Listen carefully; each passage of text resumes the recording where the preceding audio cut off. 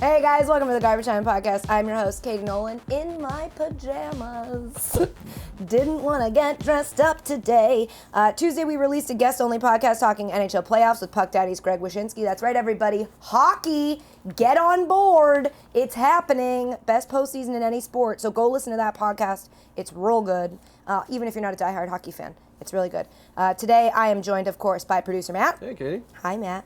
And producer Dave is back. Heyo. Hi. I'm back. We missed your heyo. Yeah. How you feeling? I missed you guys. I'm feeling fine. Feeling no good. cough. Good. Yeah. That cough was annoying. Yeah, I know. And then I think I got everyone else sick. I felt really bad about it. You did. You got Matt and I sick. I'm very sorry, but it is gone now. Good. We're good and healthy. Great. Yeah. Before we get started and start up with Pick Your Poison, figured we could have a little chat about, what's going on in our lives. Yeah. What's going on? Well, so I've become an academic.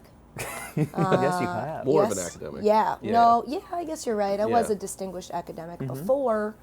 Last night, I spoke at a Columbia School of Journalism class. Damn. So I teach at Columbia. It's no, not a huge deal, but I'm going to put it on my every little bio blurb I have for the rest of my life will say, once taught at Columbia. Emmy-nominated TV host, Columbia Emmy-nominated professor. TV host who once taught at Columbia. But again, I really didn't teach anything.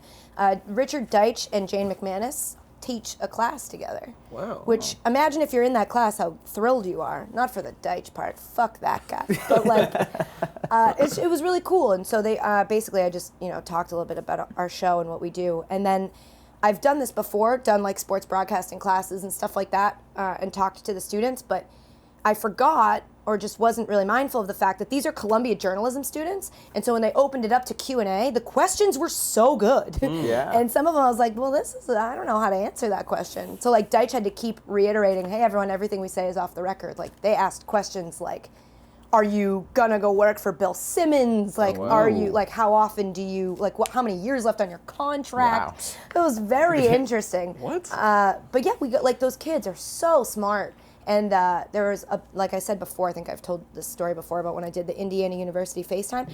There were so many women in this class. I mean, it was a journalism class. I don't know if it was, I think it was probably specifically sports journalism. But again, just really cool to see and to be able to talk to them about. And on the line of me being an academic, I'm also doing a summit at BU this weekend. Whoa. Oh my gosh. On Friday. Which is why I'm in my PJs, because this is what I travel in, and right after we're done taping this, we get on a train to Boston. That is true. So, Yes, sir.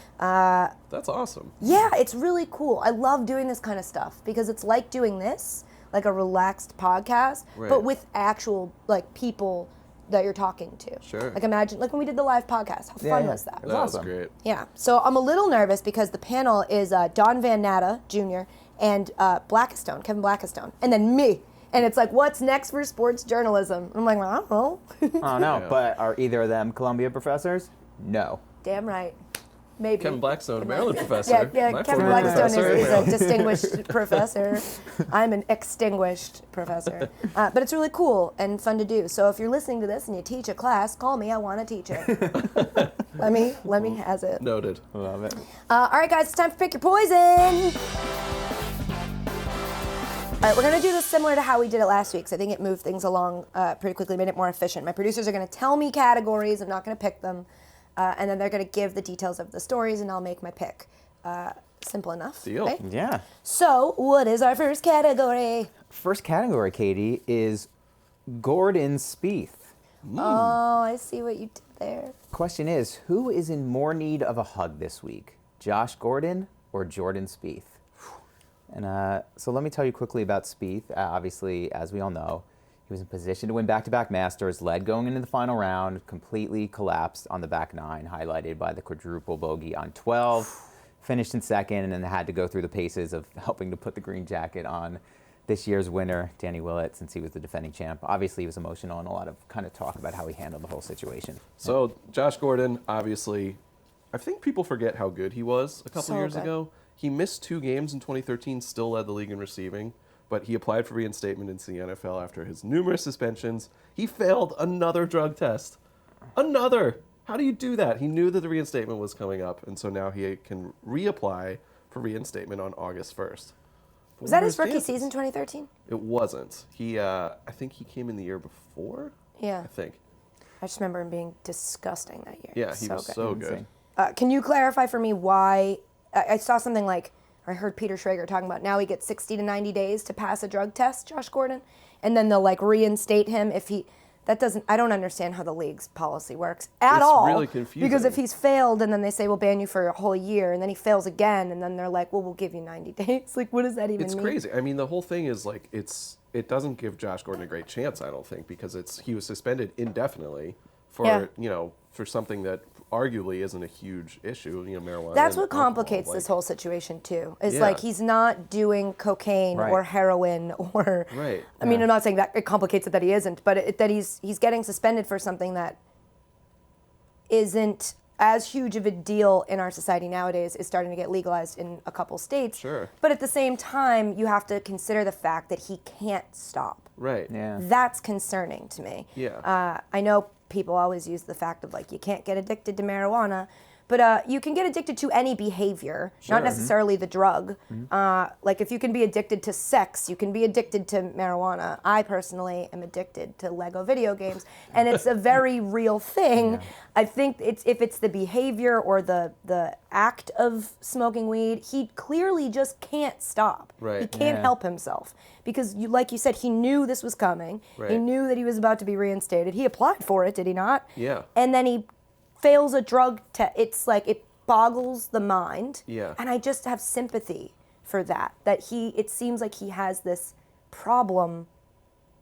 And it must be hard to admit you have a problem when the main narrative about the thing you have a problem with is that you can't get addicted to it, and it's really not that big of a deal. It doesn't Right. So it's confusing, and then, like I said before, there's that added layer of like, should we really even be punishing players for smoking weed, especially when the NFL of all leagues should be the one that's embracing weed as helping players cope with pain so they don't get addicted to painkillers and end up addicted to heroin. So it's a really complicated. I would say Spieth probably needs a fucking hug. Big time. Yeah. Real bad. Real bad. Yeah. Poor dude. I mean, how did you feel? Obviously, the dude's 22, and you can just imagine how hard it is going through what he went through.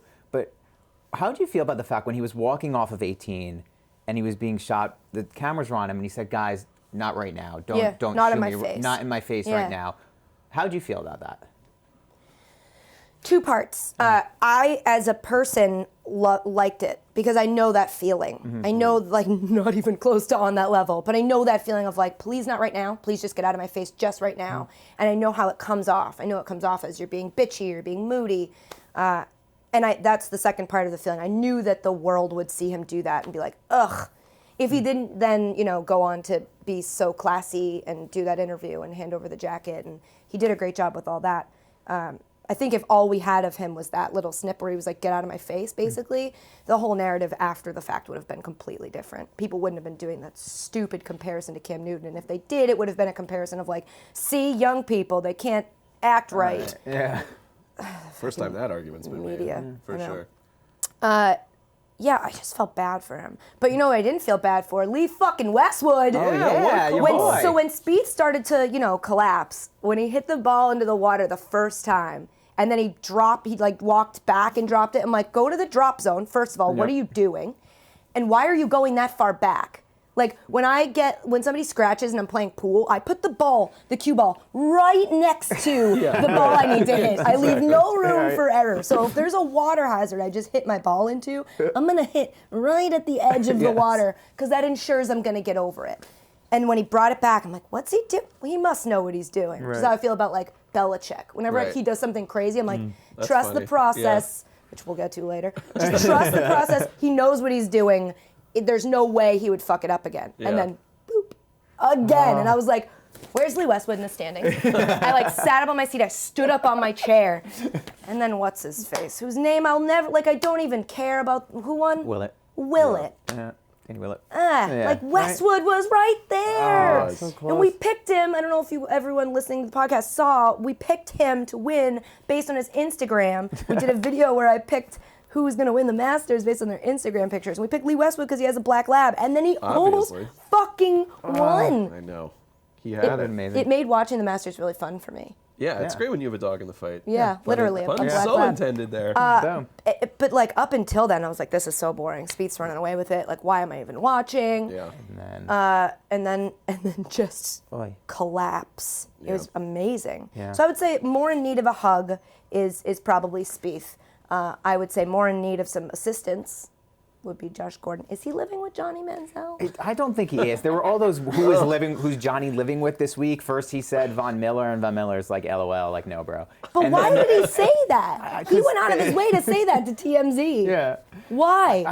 I mean, because he's Johnny Manziel and he's just weird. To be completely honest, when the story came out that he said he was living with Von Miller and someone was like, no, he's not, he's living with Josh Gordon, my first thought was like, so Johnny Manziel gets so drunk that he doesn't know which other player he's... And then I was like, oh no, is this going to turn into like some racist storyline that like he got them confused? I'm like, how could you possibly say you're living with Von Miller and then we find out you're living with Josh Gordon, but then we found out he's also not living with Josh Gordon? No. I don't understand. It's Where crazy. does Johnny live? Why does Johnny need a roommate? I don't know, but best guys. You have so much money. Like, how expensive is a house in Cleveland? Right? Like, come and on, also, you can afford you it. played professional football for a minute. Yeah. You've got to have some money. Why do you need a roommate, bro? Yeah, bro. Also, live that's alone. So funny. Also, who wouldn't watch a reality show where Johnny Manziel just moved in with a different athlete every week? I would totally watch that show. Oh my God, he's awful. All right, so I made my choice. I say Spieth needs a hug more. Cool. What's our next category? Next category title is whatever the opposite of writer's block is. Okay. Okay. I think it's TLDR. Yeah. Question. Who would you rather deliver a best man speech at a wedding? Pete Rose or Sam Hinkie? Holy. All right, let me tell you a little bit about boy. Pete Rose in this week. He signed a baseball for a fan and wrote something pretty weird on it. He wrote, "Sorry for shooting JFK." And this is not the first time that he's written something weird on a baseball. He's also once wrote, "Sorry for breaking up the Beatles," and also "Sorry for ruining the economy," and "I was the first man on the moon." Has he written like I cheated, I bet on myself? Has he written any wrote actual? sorry for I betting on corked baseball that bet. once. Like yes, he did. He seriously did on a baseball one time. He wrote sorry for Sorry, betting I on corked baseball. that bat. It's kind of amazing. So that's Rose's writing of the week. Okay, and Hinkie, we all know. So yeah, we needed to take some time out to talk about Sam Hinkie in this podcast. We all have a copy of the 13-page This is the sound resignation of letter. Flipping through it. Yeah, Yeah. this is the sound of just confusion and mystification. So just we all have some thoughts on it, but I just wanted to read a few of my favorite Please things. do. He references Elon Musk. He says the sentence, "The illusion of control is an opiate," and refers to a flightless New Zealand bird called, I believe, emu? a moa. Yeah, he Oh, a nailed moa. As something that disrupts an ecosystem. It clearly Which applies to has so basketball. much to do with basketball. Yeah, I So mean, much, yeah. obviously. Well, you know what I think? it. Yeah. Lifelong learning is where it's at. That is a real sentence. That's on page 2. The second sentence of this letter references a surgeon at Brigham and Women's Hospital in Boston. Remains, parenthetical, from afar, one of my favorite reads. What are you... This is the you haven't even resigned. You haven't even told us the point of this letter yet. We opened the doc. We know it's 13 pages. And if you're already talking about this random shit, like, can you just give me the Cliff Notes and let me know where the point is? Because exactly. I really can't read through it just to see. There's the funny thing about Sam Hinkie is he was intentionally bad at being a GM for 3 years. He also tanked his resignation letter. It's know. horrible. It makes no sense. Did he misquote? Did he misappropriate or give? He like said that this quote was Abraham Lincoln. I don't think it was. There are 2 quotes falsely attributed to Abraham Lincoln in this. Okay, one of them is "Give me 6 hours to chop down a tree, and I will spend the first 4 sharpening the axe." That Not said by Abraham Lincoln. no, but also clearly, that's like Sam Hinkie's motto. Like he wasted 4 hours doing a thing. He wasted 4 years. Like yeah, Sharpening what? his Joel Embiid. How'd that work out? So I should step down, and I have. That's that far down the first page. Yeah. Yeah. My God. After talking about Lincoln and Warren Buffett and the Women's Hospital. Elon Musk, Bill James of the Boston Red Sox, Bill Belichick, Bezos, the Yahoo guy. Yep. Amazon, yeah. Check out the 10,000-year clock. That's on What? page like 9. Yeah, which is how long it will take for the Sixers to be winning again. This letter to me was like the first time I saw, let's say, like Lord of the Rings. I checked in and out. Right. I didn't really read the whole thing. I took a nap in the middle. Right. I woke up and I sort of got the gist of where we were going. But I can't. At what point in my day am I going to sit down and read 13 pages about the Sixers, about resigning from the Sixers, a team that all you really have to do to resign is be like, peace out. No one's going to care. Just peace out, guys. I'm going to go. No one's going to go, but wait, explain why you would leave the 76ers. No one needs an explanation. It's the 76ers. Just go. You know, at the end of Office Space, or not at the end of Office Space, in the middle, when they break the printer because as like a way to, show the company that they, some revenge. Sam Hinkie also destroyed the printer. I think that there's some commonalities here. There's 13 pages times however many people are in the organization. It makes me uncomfortable that there's just a line on its own in italics on page 10. Okay. God, I wish I wasn't kidding. That just says, a large quiver. Now, I know that means the thing you keep your arrows in on your back. That's a quiver. Yeah. And so it's like saying you keep it in the tank or you've got it in what is it? What's the other one? Keep it holstered. But a larger quiver just makes me think of like a person quivering. Yeah. It's largely. It's also a line in 50 Shades of Grey. Like, why is it in italics? Why does it feel really personal? A large quiver, like, and the underlines. This is like when you get an email from someone that here's the thing, Sam Hinkie. If you really want to emphasize this line on page 11, don't underline it. Delete everything around it and put it on page 1. Exactly. If you've written so long that by the 11th page you're like, I've got to start using underlines, bold, and also italics, just delete everything else and take all the things you feel like you should underline and make that your letter. Because that's your point. You just take forever to get to it. I don't need 13 pages of you masturbating. I need you to tell me that you're resigning and then just also maybe give me a little bit of wisdom. All right, so with that in mind, who would you rather deliver a best man speech at a wedding, Pete Rose or Sam Hinkie? Pete Rose, you know Pete Rose, because he's gonna go off the rails. Yeah. Like they're both gonna go off the rails, but Hinkie will think his is like enlightening, and he'll name drop, and he'll have note cards, and probably a PowerPoint. Oh yeah. And that would just be super annoying. Whereas Pete Rose is gonna have a drink in his hand and just be like, "Here's what I think," and just go. I feel that. And he's gonna tell you stories about the groom, and probably the bride, and it may not be true. He might stop and hook up with someone in the middle. Yeah. He's just gonna. None of it'll be true. Right. But that's what makes it good. Yeah. This is probably all true. I took naps. I don't care. So 1,000% Pete Rose.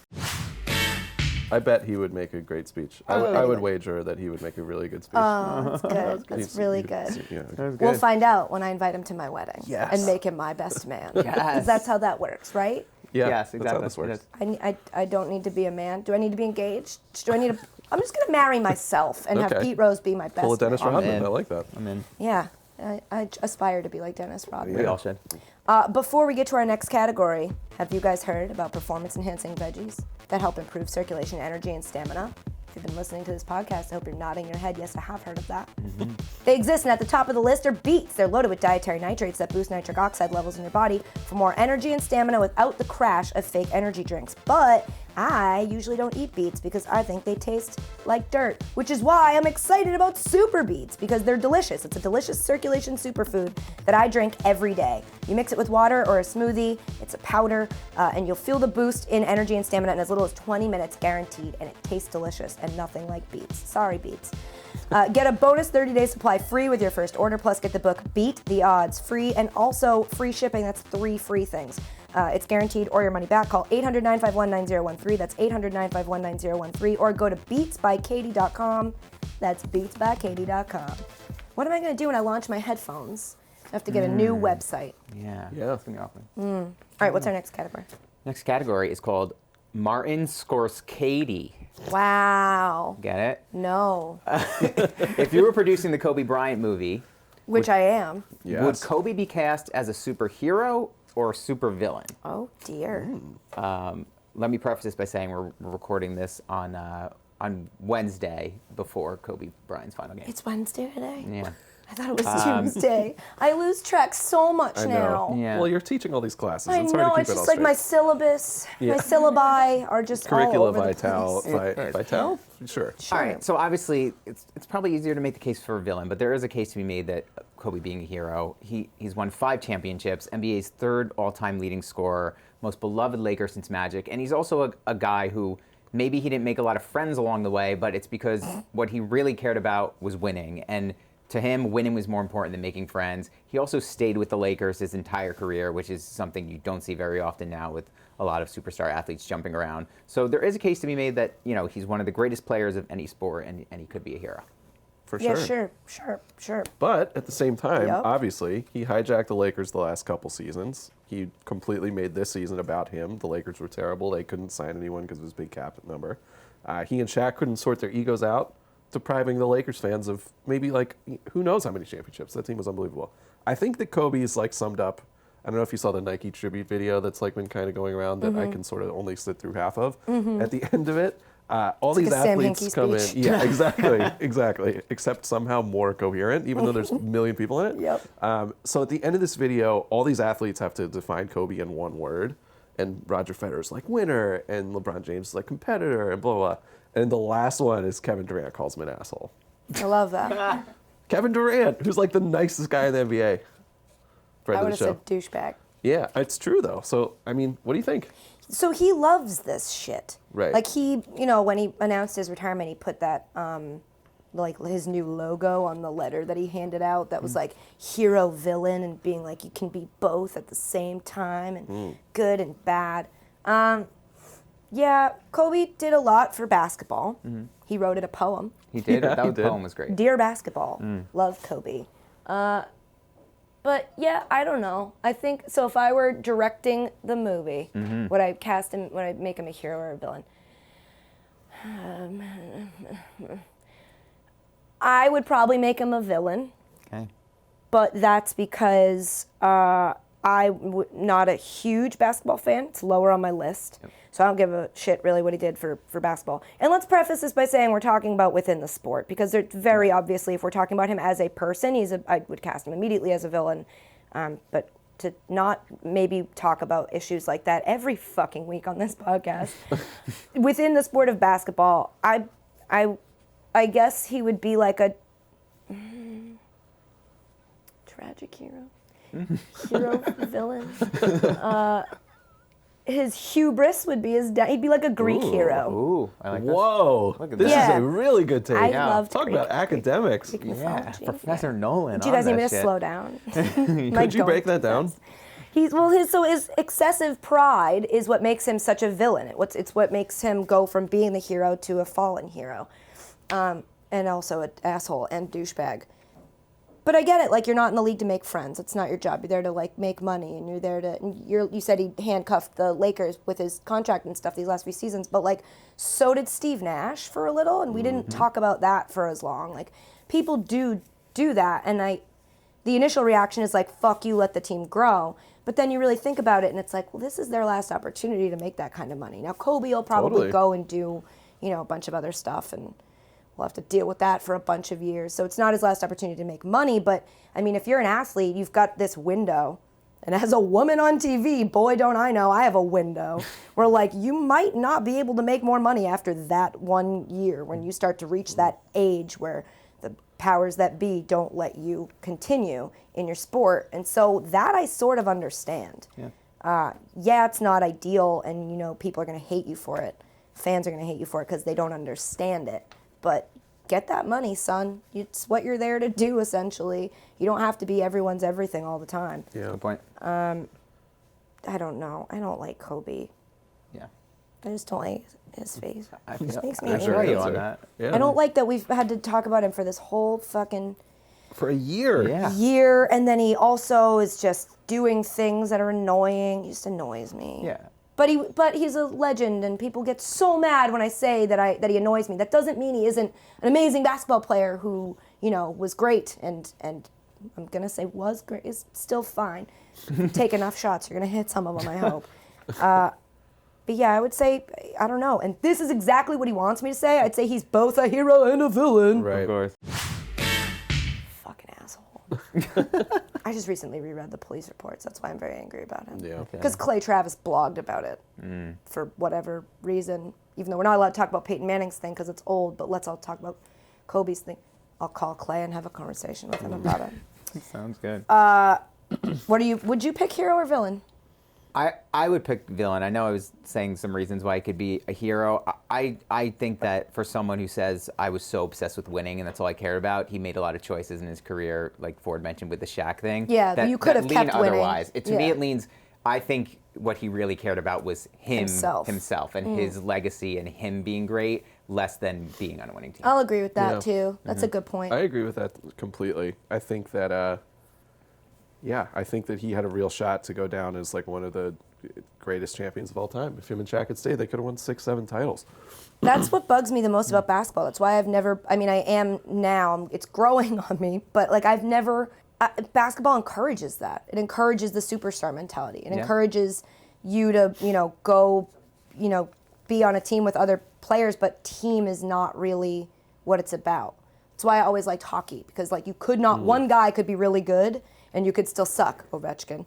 Like it could happen. It happens a lot. Yeah. But like in basketball, it was all about like individual stats and individuals, like LeBron solo took a team to a championship last year, essentially. And that's why, like, when you say I hated that Kobe, didn't do what he could for like the team and for greatness with a team, I also just feel like that's how basketball is. It's not, it's about you. It should be about you. I think, I mean, to that point, like, people say, like, he's been changing basketball. It's the thing people like to say, like, I think he did, and he made it more, like, selfish. Yeah. You know what I mean? Like, he sort of took the Jordan mentality of, like, I'm the guy, I'm taking the shot to his downfall at some points. Like, you watch, like, I think Steph Curry is changing basketball. I think the Spurs are changing basketball. Like, they're less selfish. They're doing stuff that Kobe would never do. They play as teams. Yeah. Like when if you were to say, if you heard Kobe's getting traded or Kevin Durant's getting traded or something, you wouldn't really react in a way that if they were like, the Warriors are getting rid of Steph Curry, you'd be like, what? Yeah. Right. How? Yeah. That's where he is. That's where his team is. It would feel wrong. Right. I like that about them. Yeah, me too. I like teams. Yeah. That's why I like the Spurs. Thank you. That's why I like them too. All right. Now we talked about that for an hour. Is it time for a junk mail? It is. You've got junk mail. Today's junk mail question. Matthew Salmons asks. Salmons. Yeah. Sounds delicious. Yummy. Sports Czar for a day. You can make one major change to each major U.S. sport: NBA, MLB, NHL, NFL. Go. Wow. This is one of those ones I should have thought about beforehand. NBA. Sports Czar. I would make traveling not allowed. Oh, really good. Okay. That's not even a good one, but really, call fucking traveling. They Never. just They never never do. do it. Yep. It's infuriating. And also, I would get rid of goaltending.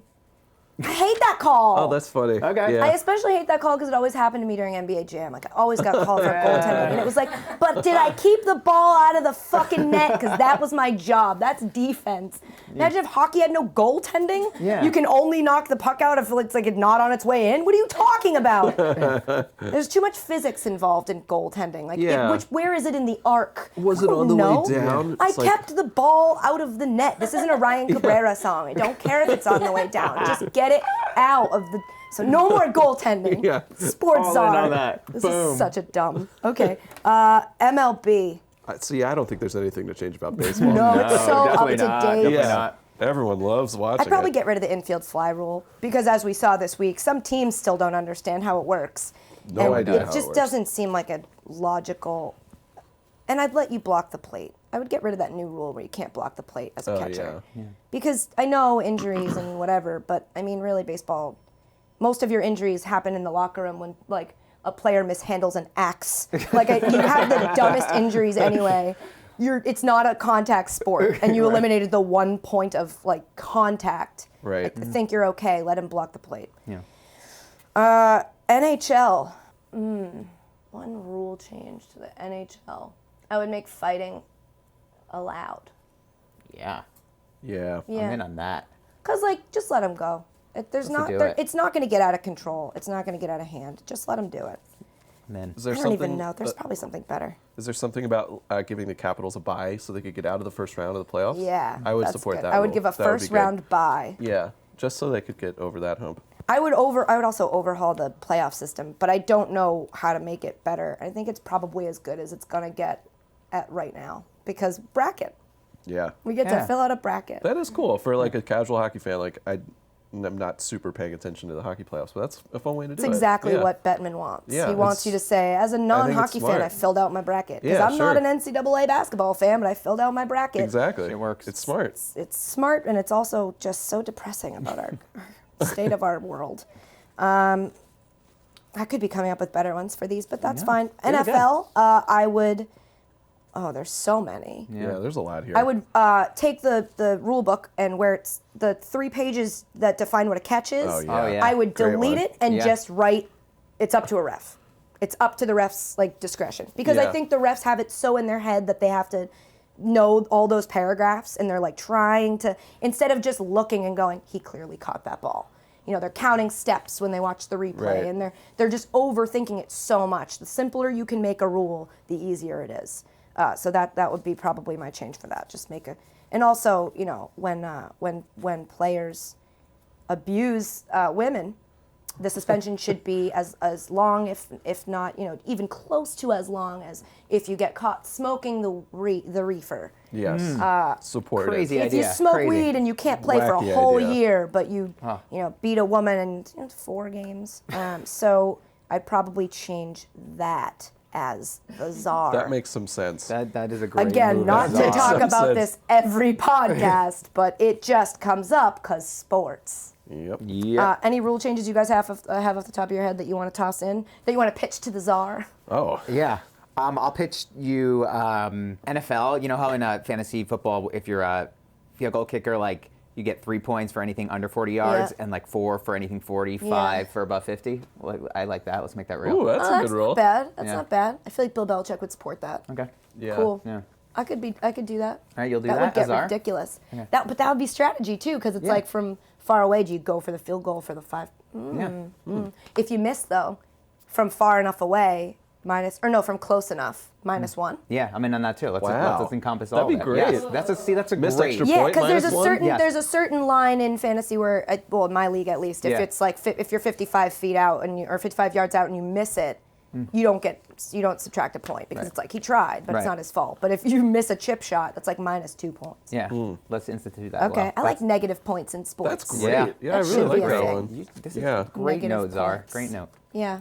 What do you got, Ford? Anything? I think in basketball, the problem with the NBA is the last 2 minutes, there's too many timeouts, and the hack a player thing is the absolute worst thing to watch. In the NFL, they should make a rule that I can't pick up Josh Gordon anymore in keeper leagues. I know. I've had this Josh Gordon saga in one Steven league Jackson for 3 and Michael years. Floyd. Like, keep Yeah. them away from me. Don't let me touch them. I was offered 2 years ago Josh Gordon for Randall Cobb and didn't take it. Oh, wow. That hurts. And I traded him for Danny Woodhead in his career season. But this is the past, and Yeah, I'm not hung yeah, up we're about not- it. we're not I'm hung not up on hung it. up about it. No. I'm just going to hop off. Yeah, go hop Great. off. You should. Cool. I feel, are we Awesome. missing? What's NHL? What is a better rule for the NHL that we need to change? Can we just go 3-on-3 all the time? Yeah, Ooh, I right. like that. That's a good one. That's so fun. Just do it. I like 3-on-3. More Yeah. fighting would be, I would be in on more fighting. Yeah. Shorter season, they all need that. Like, Yeah. if you Yes. could all Baseball figure out, so like, needs that. as Sports Czar, I would figure out how to make every sport be able to have a red zone. I know that's really infuriating and weird, but like fantasy, basketball, baseball, hockey, I can't do it. It's too much of a commitment because there's so many games. Like, pick a day and each sport gets a day. So if I'm Sports Czar that's of a all great one. sports, This is great. then like NFL, you guys get Sunday. I know you like Thursday and also Monday, but you guys get Sunday. And also space your games out better, so it's not 19 games at 1 o'clock Right. and then 2 games at 4. Just space it out better so we can watch more of it all day long. And those Saturdays. Yeah. That's killer. Yeah.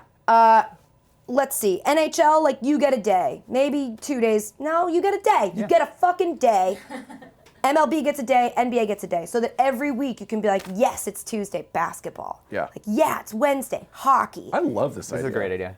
I would say maybe the days that aren't weekends, you can get 2. Because otherwise we'd all be at work, which would be okay for us, except for the fact we have no TVs in here. You'd be at work trying to watch sports all day and you have to miss your game if it was on at 1 and it was on a Tuesday. So maybe if it's the NHL and you get Tuesday, Wednesday, that way you can have that night all your games and then the first half and then the second half of your games. I love Great. it. You're a sports czar that thinks of the people. Yeah, That makes let's you a just great make czar. it easier for people. That will only do wonders for your revenue. The thing about football that makes it so digestible is it's just basically 1 day of the week. Yep.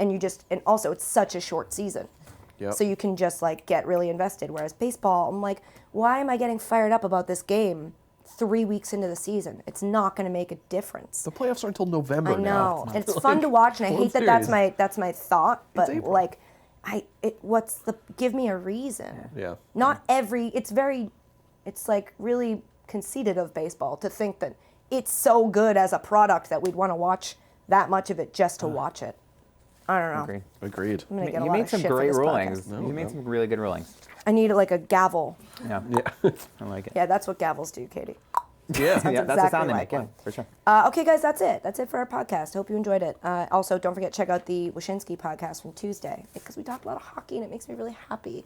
And also, if you want to see a ridiculous human fill out their bracket in a ridiculous human way, we put up a video yesterday of me doing it in 2 minutes, which, by the way, not enough time. It's really funny. Really not enough time it's to really fill out a funny. bracket, a life-size bracket where you have to pin things to the wall. So be sure to watch that and give me shit for my picks. Also, be sure to subscribe on iTunes to this podcast, rate it, and leave a comment. But, of course, only if you give it how many stars, Dave? 5. And only if the comment is what, Matt? Good? Yes. Nice. Yeah, okay.